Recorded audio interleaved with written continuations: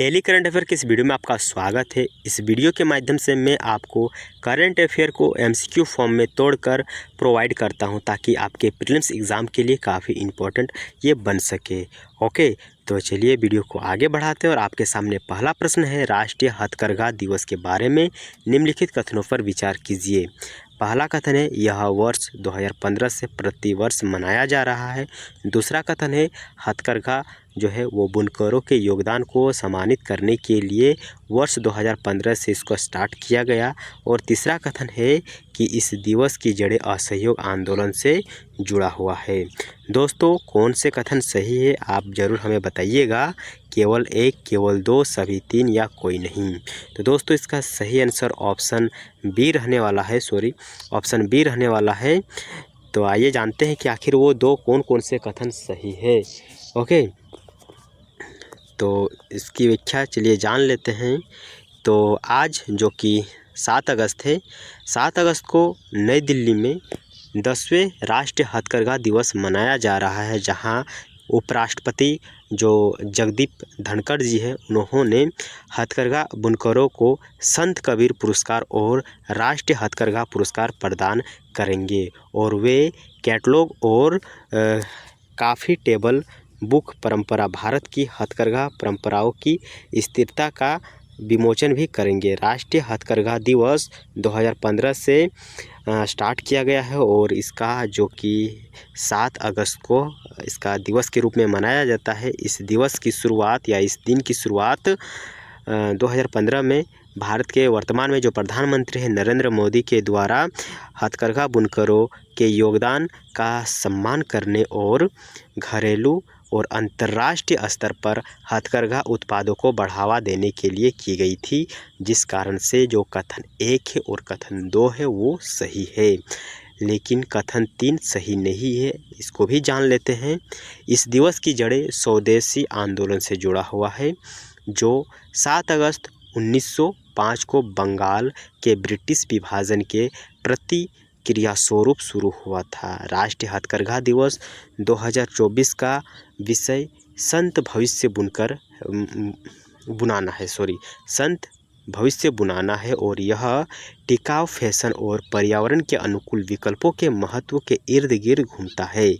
यानी इसमें टिकाऊ जो फैंसी चीज़ है एवं उनके माध्यम से पर्यावरण को भी कोई प्रकार का हानि नहीं होना चाहिए, ये इसका मुख्य थीम हम कहें तो है। ओके, तो जिस कारण से ये जो कथन 3 है ये सही नहीं है। आगे जानते हैं अगला प्रश्न क्या है। वामपंथी उग्रवाद के संदर्भ में निम्नलिखित कथनों पर विचार कीजिए। पहला, यह एक राजनीतिक विचारधारा और सशस्त्र उग्रवाद आंदोलन है। भारत में इसकी उत्पत्ति वर्ष 1967 में अरुणाचल प्रदेश में हुई थी। उपयुक्त में से कितने कथन सही हैं आपको बताना है। दोस्तों, अगर आपको ये वीडियो पसंद आ रहा है तो ज़रूर कमेंट कीजिएगा और एक लाइक कर दीजिएगा, क्योंकि लाइक और सब्सक्राइब के लिए पैसा नहीं लगता है। दोस्तों, केवल एक कथन सही है, केवल 2 कथन सही है, दोनों ही कथन सही है या फिर कोनो कथन सही नहीं है, यानी कोई भी कथन सही नहीं है। थोड़ा सा हम अपना जो लोकल लैंग्वेज है यानी खट्टा, उसको हम यूज़ कर लिए, इसके लिए माफ़ कीजिएगा। ओके, तो आपको बताना है कि इसका सही कौन सा है। तो इसका जो कि सही आंसर ऑप्शन ए रहेगा। केवल एक सही है, ये जानते हैं वो कौन सा सही है। तो हाल ही में भारत के जो गृह मंत्री है, उन्होंने कहा कि केंद्र सरकार सफल राज्य मॉडल को अपनाने के लिए तैयार है, लेकिन वामपंथी उग्रवाद को नियंत्रण करने के लिए कोई भी राज्य पश्चिम बंगाल मॉडल को लागू नहीं करना चाहेगा। विंग उग्रवाद, जिसे नक्सलवाद या माओवाद के नाम से भी जाना जाता है, एक राजनीतिक विचारधारा है और सशस्त्र उग्रवाद आंदोलन है। इसका उद्देश्य मौजूदा सरकारों को उखाड़ फेंकने और कट्टरपंथी सामाजिक और आर्थिक परिवर्तन लाना है, जिस कारण से कथन 1 हमारे सही ऑप्शन या फिर कहे कि कथन हो जाता है। अगला जो कि सही नहीं है उसको भी जानते हैं। भारत में जो वामपंथी उग्रवाद है, इस आंदोलन की शुरुआत 1967 ईस्वी में पश्चिम बंगाल के नक्सल बाड़ी में हुए विद्रोह से हमें देखने को मिलता है। भारत में प्रभावित क्षेत्र मध्य एवं पूर्वी भारत में केंद्रित है, जिसे अक्सर लाल गलियारा कहा जाता है, जिस कारण से ऑप्शन यानी कथन जो 2 है ये सही नहीं है। चलते हैं दोस्तों अगले प्रश्न की ओर, और अगला प्रश्न है निम्नलिखित कथनों पर विचार करना है। कथन 1 क्या है? कपास वस्त्र निर्यात संवर्धन परिषद एक स्वायत्त संस्था है जिसकी स्थापना 1954 ईस्वी में हुई थी। दूसरा कथन क्या है? यह अंतर्राष्ट्रीय व्यापार मेले, क्रेता विक्रेता बैठकों का आयोजन करती है और भारतीय निर्यातकों को गैर टैरिफ बाधाओं और सब्सिडी विरोध जांच से बचाती है। उपयुक्त में से कितने कथन सही है, या फिर यहाँ पर कहना चाहते हैं क्या कि उपयुक्त कथनों के बारे में निम्नलिखित में से कौन सा एक सही है, आपको बताना है। पहला ऑप्शन है कथन 1 सही है, लेकिन कथन 1 सही है, कथन 2 भी सही है, तथा कथन जो 2 है कथन 1 की सही व्याख्या कर रहा है। ऑप्शन 2 है कथन 1 और कथन 2 दोनों सही है, लेकिन कथन जो 2 है कथन 1 की सही व्याख्या नहीं कर रहा है। ऑप्शन सी कथन 1 सही है किंतु कथन जो 2 है वो गलत है। ऑप्शन डी कथन 1 गलत है लेकिन कथन जो 2 है वो सही है। तो दोस्तों इसका भी सही ऑप्शन जो कि ऑप्शन ए रहेगा। 1 और 2 दोनों ही सही है तथा कथन 2 कथन 1 की सही व्याख्या कर रहा है। आइए इसके बारे में और थोड़ा जानकारी प्राप्त कर लेते हैं ताकि हमें एग्ज़ाम में कंफ्यूज ना होना है। तो हाल ही में cotton textile export promotion council ने बताया कि बांग्लादेश में संकट भारत के कपड़े निर्यात को प्रभावित कर सकता है। हमें कल ही न्यूज़ मिली है कि भारत आई है बांग्लादेश की प्रधानमंत्री, क्योंकि वहाँ पर थोड़ा सा हालात बहुत बिगड़ गया है। ओके, जिस कारण से ये न्यूज़ हाल ही में हमें देखने को मिला कि यहाँ पर जो टेक्सटाइल का जो निर्यात करता था भारत, वो थोड़ा सा अभी हमें ख़राब देखने को मिलेगा, थोड़ा प्राइस में अप देखने को मिल सकता है। ओके, तो जो पिछले वित्तीय वर्ष 1.7 बिलियन डॉलर या कुल निर्यात का 17% था। Cotton textile export promotion council एक स्वायत्त गैर लाभकारी निकाय है। इसकी स्थापना 1954 में भारत में सूती वस्त्र निर्यात को बढ़ावा देने के लिए किया गया था, जिस कारण से कथन 1 सही है। कपास वस्त्र निर्यात संवर्धन परिषद अंतर्राष्ट्रीय व्यापार मेले और जो क्रेता विक्रेता बैठक है, साथ ही व्यापार प्रतिनिधित्व मंडल का आयोजन करती है। यह बाजार अपडेट और पूर्व अनुमान भी प्रदान करती है।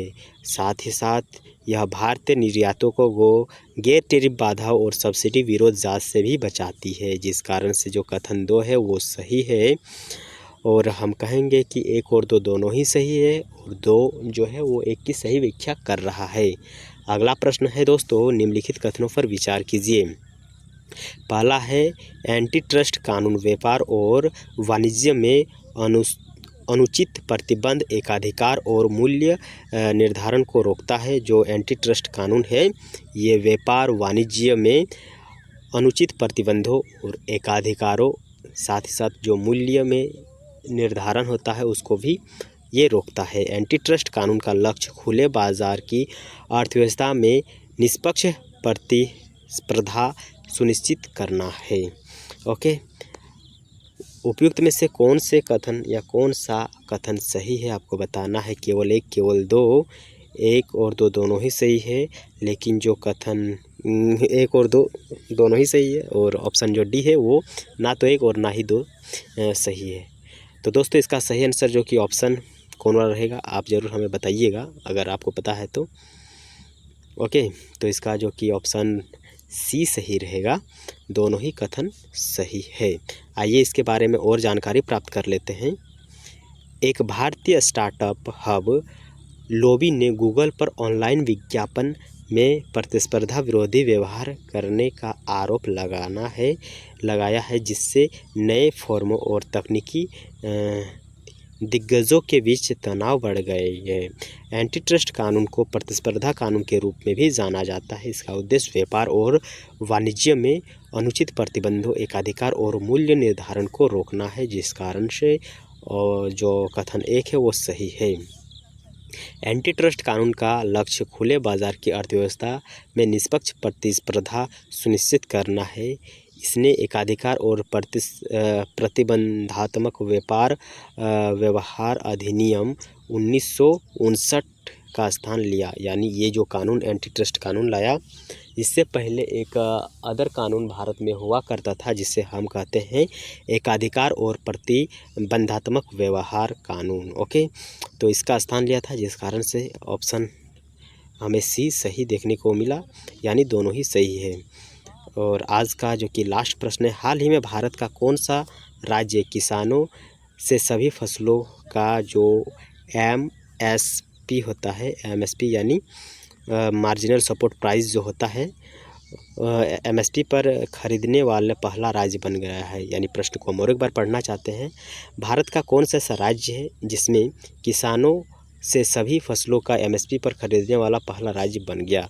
हरियाणा, पंजाब या उत्तर प्रदेश, और लास्ट में है तमिलनाडु। तो दोस्तों इसका सही आंसर ऑप्शन ए रहेगा, हरियाणा। हरियाणा में आपको देखने को मिलता है ज़्यादा हरा भरा है, ज़्यादा खेती होता है। ओके, तो हाल ही में हरियाणा के मुख्यमंत्री ने राज्य के सभी फसलों की न्यूनतम समर्थक मूल्य पर खरीद और नहरी पानी की सिंचाई शुल्क में 133 करोड़ रुपए की छूट की घोषणा की। इस प्रकार यह राज्य MSP पर सभी फसलों की खरीद करने वाला देश का पहला राज्य बन गया है। अतः विकल्प ए सही है। तो दोस्तों इसी के साथ हमारा ये वीडियो जो कि हो जाता है समाप्त। अगर आपको ये वीडियो ज़रा सा भी इम्पोर्टेंट लगा है आपके लिए, अगर आपके एग्ज़ाम के लिए थोड़ा सा भी रिलेवेंट है, तो ज़रूर इस वीडियो को लाइक करके चैनल को सब्सक्राइब कीजिएगा। ओके, हमारा मुलाकात होगा एक अनदर वीडियो में, तब तक के लिए बाय बाय।